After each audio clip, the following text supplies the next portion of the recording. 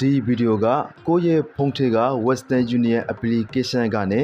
မြန်မာနိုင်ငံမှာရှိတဲ့ bank account တို့ KBZ Pay တို့ကိုပတ်စံလွှဲပို့ပေးတဲ့အခါမှာဘယ်လိုမျိုးအခက်အခဲတွေနဲ့ကြုံတွေ့ရတယ်ဆိုတာရဲ့ပြီးတော့အဲ့ဒီအခက်အခဲတွေကိုဘယ်လိုဖြေရှင်းရမလဲဆိုတာတွေကိုရှင်းပြပေးထားတဲ့ဗီဒီယိုဖိုင်လေးဖြစ်ပါတယ်ကျွန်တော်ကိုယ်တိုင်ဒီ Western Union application နဲ့ပတ်စံလွှဲတော့ကကြုံခဲ့ရတာလေးကိုပြန်လေမျှဝေရရှိဖြစ်ပါတယ် Western Union app တွေကိုဝင်မယ်ငွေလက်ခံမဲ့နိုင်ငံနေရာမှာမြန်မာနိုင်ငံကိုရွေးပြီးတော့ကိုလွှဲစင်တဲ့ငွေအမောက်ကိုထည့်ပေးရမှာဖြစ်တယ်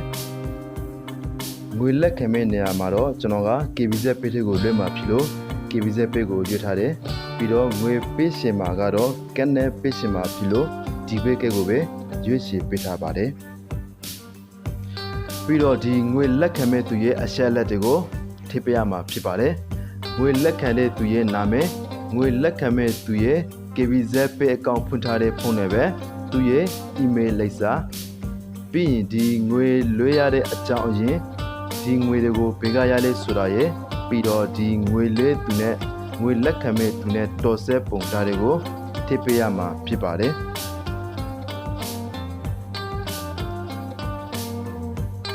နောက်တစ်ဆင့်အနေနဲ့ကတော့ဒီ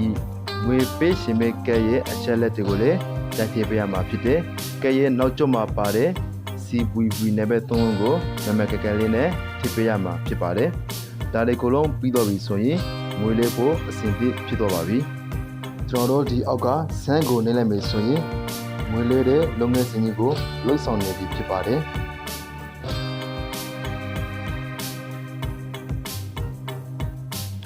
ငွေလွှဲတာအောင်မြင်သွားပြီဆိုရင်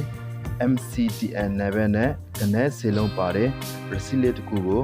လက်ခံရရှိမှာဖြစ်ပါတယ်။ကဲဟုတ်ပါပြီဇလန်ကအခုမှစတာပါ။ပုံမှန်အတိုင်းဆိုရင်ဒီ Western Union ကနေ KPay account ထဲကိုပတ်စံလွှဲလိုက်ပြီဆိုရင်စက္ကန့်ပဲရှားပြီးတော့ဒီ KPay account ထဲကိုပတ်စံကရောက်ရမှာဖြစ်ပါတယ်။တကယ်လည်းကြောက်ပါတယ်။ဒါပေမဲ့ဒီတစ်ခေါက်ကျွန်တော်ဒီ Western Union ကနေ KPay ထဲကိုပတ်စံလွှဲတဲ့အခါမှာကျွန်တော်ရဲ့ KPay account တွေကိုပတ်စင်တစ်ချက်မှမဝင်ပါဘူး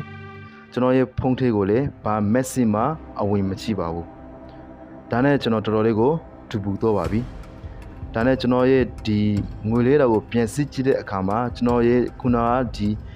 ဒီ Western နဲ့လွှဲတဲ့ဟာက on hold ဖြစ်နေပါတယ်သူတို့ကတော့2နာရီစောင့်ခိုင်းတာပေါ့နော်ဒါနဲ့ကျွန်တော်2နာရီစောင့်နေလိုက်တယ်2နာရီကျော်တော့တယ်3နာရီထို့တော့တယ်ဒါပေမဲ့ဘာမှအကျိုးမထူလာပါဘူးကျွန်တော်ရဲ့ဒီ KPay တွေကိုပတ်စင်တစ်ကြဲမှာဝင်မလာသေးပါဘူးဒါနဲ့ကျွန်တော်ဒီ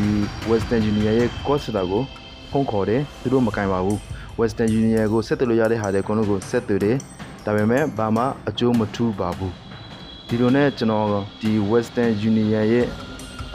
customer service center ပေါ့နော်သူတို့စီကိုကျွန်တော် email ပို့တဲ့အခါမှာ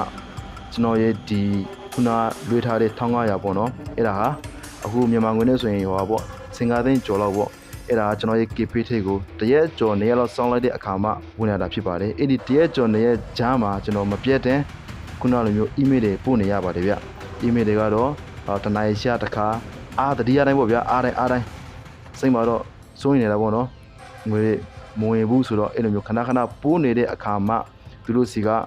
အဲ့လိုနေရနိပါလောက်ကြာတဲ့အခါမှာဝင်လာတာဖြစ်ပါတယ်ဒီလိုမျိုး Western Union ကနေပတ်စံလွှဲပြီးတော့ on hold ထိနေတဲ့သူတွေအတွက်ဘယ်လိုမျိုး email ပို့ရတယ်လဲဆိုတာကိုကျွန်တော်နောက်ဗီဒီယိုတစ်ခုမှာကျွန်တော်အသေးစိတ်ရှင်းပြပေးတော့မှာဖြစ်ပါတယ်